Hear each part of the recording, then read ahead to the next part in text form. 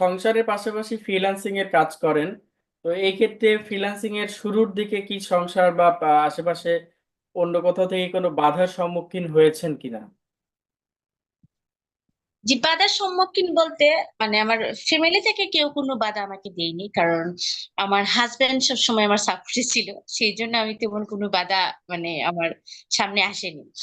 তো আমার উনি সবসময় হ্যান্ডেল করছেন, ওই ক্ষেত্রে তেমন কোনো বাধা আসেনি। বাট ধরেন আত্মীয় স্বজন বলতে যারা আছে বা প্রতিবেশী যারা আছে ওনারা একটু কটাক্ষ করে কথা বলতেছেন যে এরকম এরকম, মানে হাজবেন্ড থাকা অবস্থায় কেন মানে বউকে দিয়ে ইনকাম করাতে হবে, বউ কাজ শিখবে অনলাইনে, এইরকম সেই রকম অনেক বাজে কাজ হয় অনলাইনে, অনেক ডিস্টার্ব হয় অনেক সময়।